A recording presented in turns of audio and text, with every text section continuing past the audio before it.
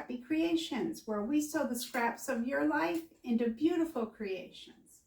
This week is a very simple, straightforward project, but so handy to have. Everybody has keys. Everybody needs to keep track of keys. And so we are going to make key fobs, and I'm going to show you 2 ways to do it. So you might just have a key ring, or maybe you have key fob hardware. I'm going to show you an easy way to use either one that you have. So if you're just starting out sewing, it's a great project. If you've been sewing for years and you have little scraps of fabric, perfect project. It won't take long. You can just whip these right out. They're great for craft fairs, great for gifts.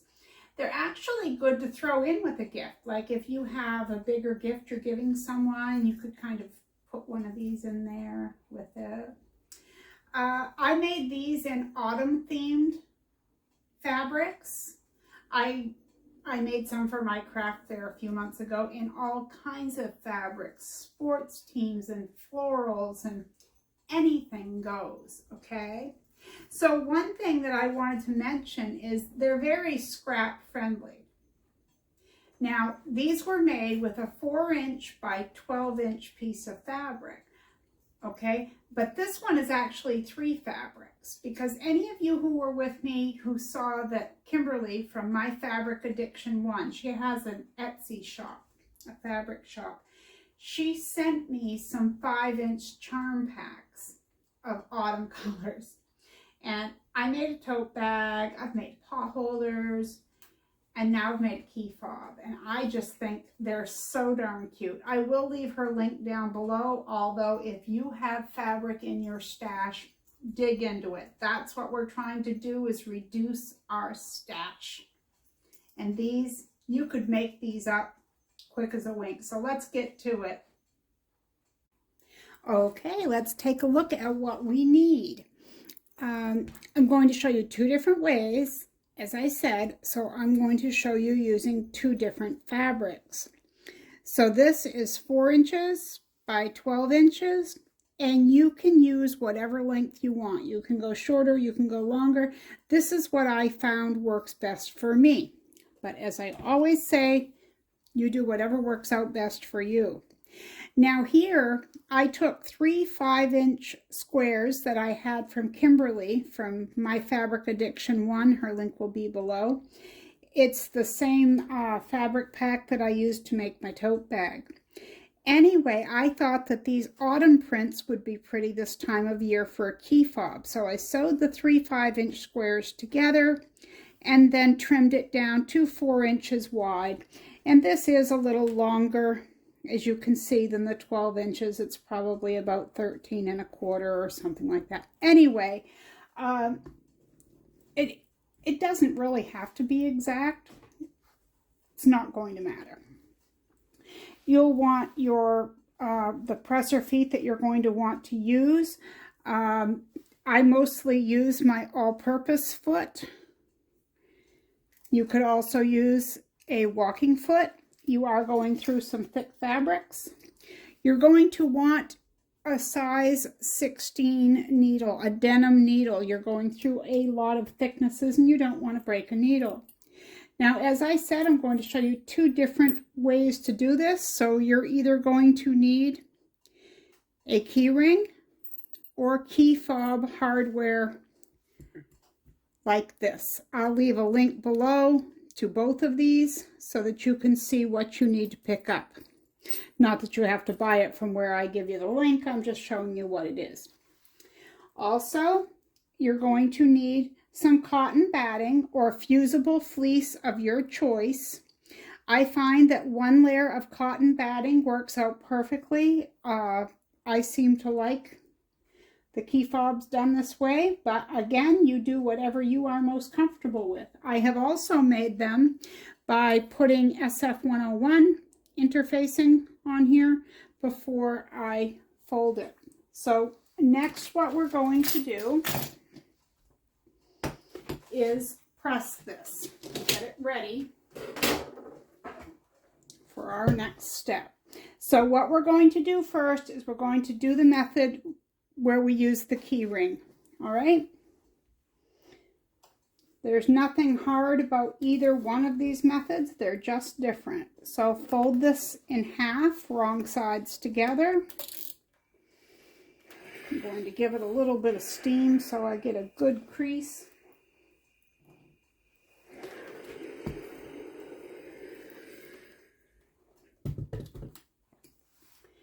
And then, just as you would imagine we're going to do, we are going to press it towards the middle. You do not want to go right up to that fold. That would be too close. Too close. Just go up near it. I would say about 1/8 of an inch away is what I give. Maybe a little closer than that, but just so that you can see that crease that we made. And you know, when you fold the fabric over this way, you're losing a little bit of space anyway on the fabric, a little bit of the width. You're losing probably 1/16 of an inch, although I've never measured. But anytime you fold fabric like this, you're losing some here in the fold. So it's always good to remember that. I figured that out with zippers and folding for making wristlet straps and things, that my measurements that I thought should have worked out didn't always work out because I wasn't figuring for that fold. Okay, so I'm going to fold that in half again and give it a good press.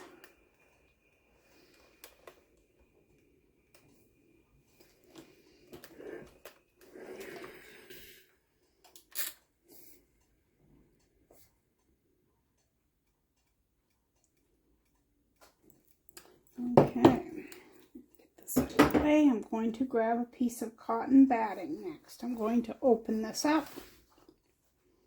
I folded that under somehow.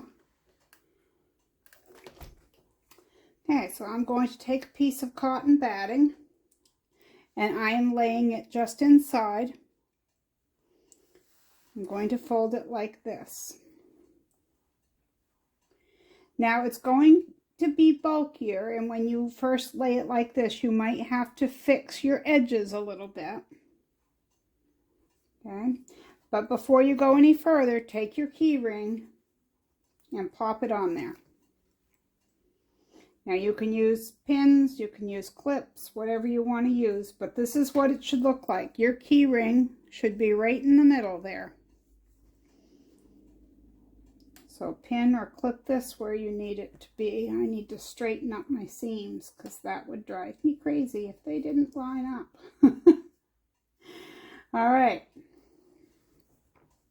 Now, we're going to move this out of the way on both ends because we need to sew these ends together, okay? We're bringing right sides together. You're just going to open up where you just made the creases and you're going to match your edges. I'm going to hold that in place with a few pins until I straighten it out.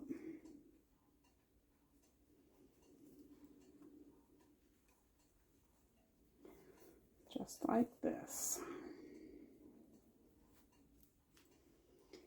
I'm going to take this over to the sewing machine and holding my cotton batting out of the way, I'm going to sew across here using a 1/4 inch seam allowance, and make sure you back tack at the beginning and the end. Okay, and I just sewed across, as I said, with a 1/4 inch seam allowance. And I am going to, the best I can, hold this. I'm going to open the seam to make it flat. And since I did that, I'm going to want to put the crease back here where I had it before.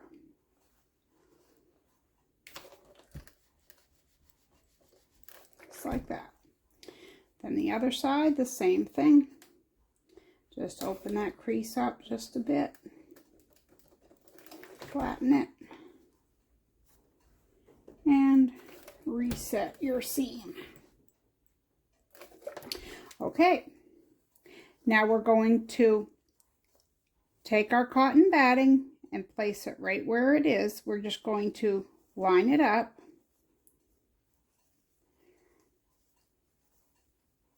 And bring this one up to meet it. It does not need to overlap. I'm going to show you here, my dry skin keeps catching on it. But it should meet like this. Okay, so just catch that in your fold.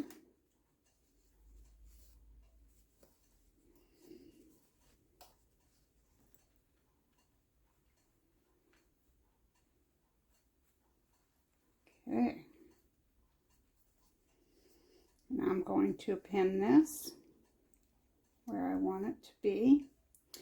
And so your next decision is whether or not you want a thread that complements, whether you want it to contrast, you want it to match, or whatever you want. And I think I have a beige thread in my bobbin, and I can't remember. I almost think I have black in the top.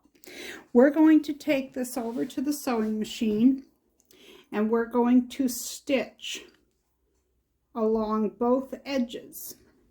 And I'm going to do that flat, you'll see, because this will not fit around the free arm of my sewing machine. Okay, so I'll let you see what that looks like. Okay, I just filmed going all the way around, or so I thought, and I did not.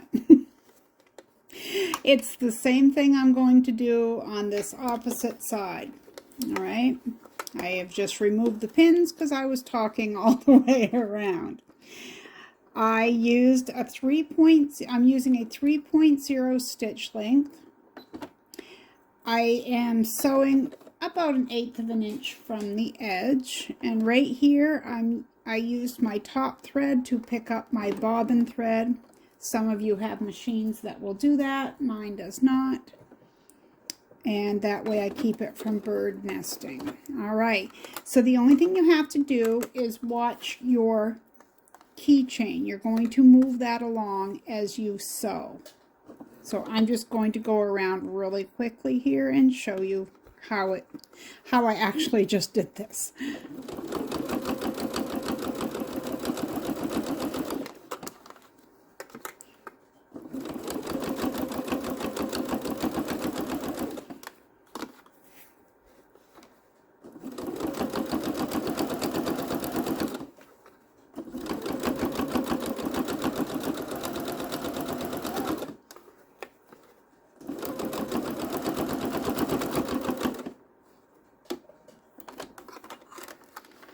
Should have snipped before I got there. I didn't realize how close I was.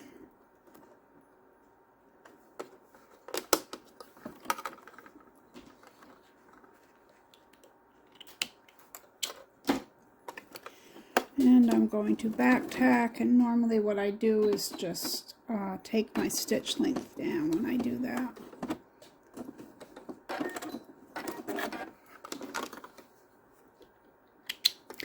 Now, you really could leave it just like this. I personally do not. I always stitch through here. You can use a straight stitch. You could use a decorative stitch. And so what I do first is, again, I pull my thread up through.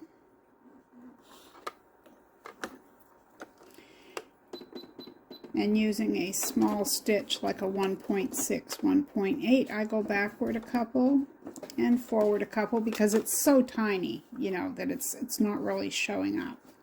And now I'm going to use a serpentine stitch to go around.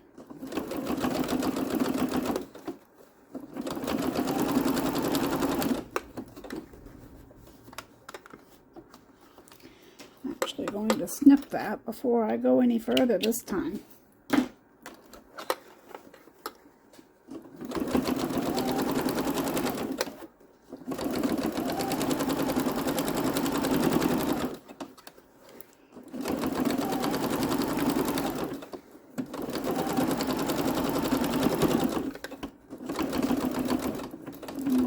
to where I started.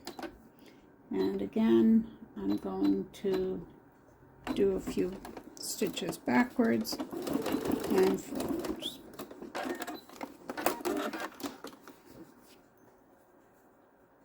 Snip my ends. Okay, so now we are left with just a circle. So you need to figure out where you want your keychain to be. Like, where do you want to make your fold? Do you want to match everything up? Like our seams, is that the way you want it? And like this, which is fine with me. Or you can do it randomly so that you're seeing a lot of different fabrics front and back. I kind of like that look. And I think I'm going to move my keychain to the other end. All right. So now I'm going to hold this with a pin. And I'm going to change my presser foot because I want something narrow, like a zipper foot. And all that does is it allows you to get close to that keychain without hitting it. And I'm going to have to move my needle over. Okay.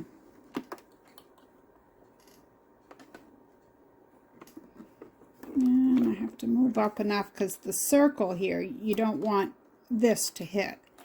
All right, so I am going to bring up my thread.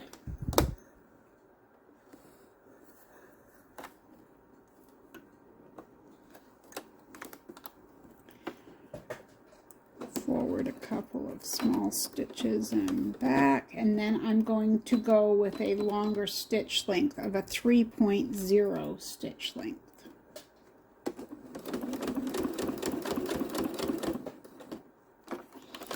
Turn around, snip my starting threads, and I'm going to go back across.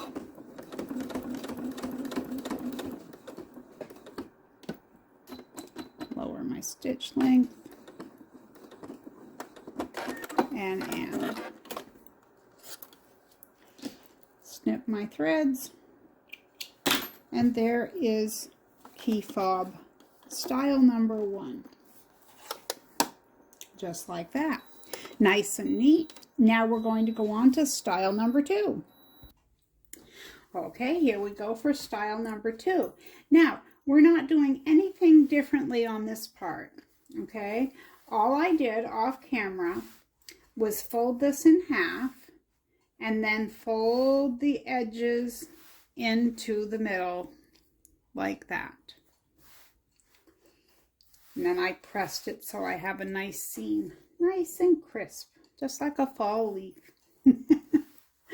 Okay, and then you're going to open that up, and again, now I am not going all the way to the end on this. And this is a personal preference. You can do it any way you want, but when I use these, I leave a little bit of space because of bulk, and I don't know, maybe it helps, maybe it doesn't, but that's what I do, and you can do whatever you're comfortable with. All right, so I've placed that inside that fold. I'm going to fold that into place. I'm going to grab my little pin cushion.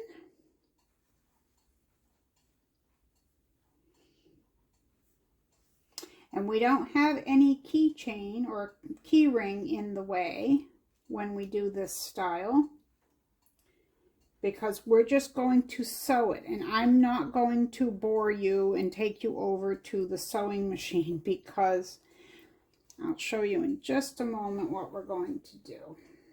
And I'm sure you already know. You probably don't even need me to tell you, but just in case there's someone out there who is a very beginner and just watching for the first time, I'm going to let you in on it. we're going to go to the sewing machine, and with a 3.0 stitch length, we're going to go down this side about 1/8 of an inch from the edge, and we're going to back tack, sew all the way down, back tack. Then we're going to go down the same side, the next side in the same way. 1/8 of an inch from the edge, 3.0, 3.5 millimeter stitch length, whichever one you prefer. You could go smaller, you could go longer, whatever. And then you're either going to do a straight stitch, or like I did the first time, I did that serpentine stitch. You could do any number of decorative stitches. I thought about doing a leaf stitch on here, but I don't think, because this fabric is kind of busy, I think it would maybe get lost, and I didn't want to lose the wording where you can see happy fall and thankful, falling leaves, and then on this side you see the leaves. So I think I'm just going to use my serpentine stitch on this one, just like I did with this. Okay, so I'm going to stitch that, and I'll come back and show you what's next. All right, that didn't take long. Now this was my bobbin side, and I don't know how well you can see the stitches, but they're a beige, and I kind of like this lettering out, you know, showing leaves, happy fall, but I like this side too, so it's one of those decisions. And I have like a burgundy thread on this side to match with the red in those leaves, so it's really it's hard to make a decision on this one. I think I'm going to leave it this way out. Okay, so you want to line everything up so it's nice and even. And believe me, when you're doing this with the key fob hardware, this can shift. So what I'm going to do is I'm going to take it over to the sewing machine, and I'm just going to baste that. And if you've never done that before, all I mean by basting is to take a long stitch across here. It just holds it in place until we put the key fob hardware on there. Okay, so I just took a basting stitch along that edge, and it's just holding it in place. All right. One thing I have found with these, I think I saw it online, is that it's easier if you close them up a little bit first. So I tend to do that, and just a little bit. You don't need to go very much, but it does help. So then you just simply put this on here, centering it. Now, they do shift easily, so you want to be careful. So I try to hold it like this. There is no magic way. Most of them go on fine. Some of them do not. So before you push, I saw I had a little string there I'm going to trim. And you could use some frayed check if you wanted to, if you think it's necessary. Make sure everything's straightened where you want it to be, and then clamp.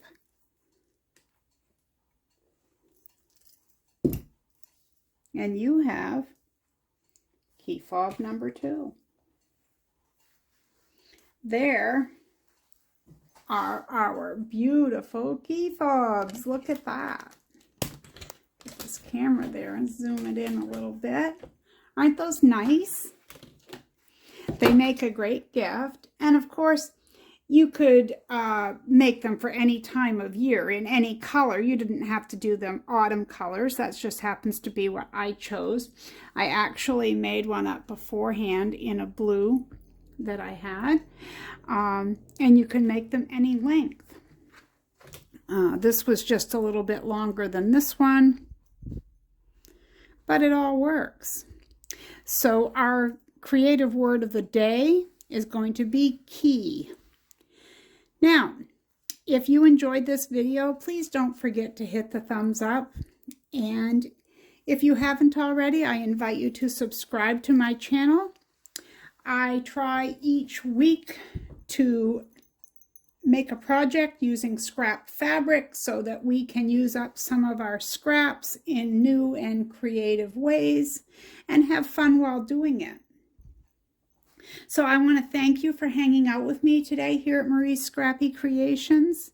Dig into that scrap pile, get some sewing done, be creative, have fun, and be kind out there. The world needs more of that. I'll see you next time right here at Marie's Scrappy Creations. Bye-bye.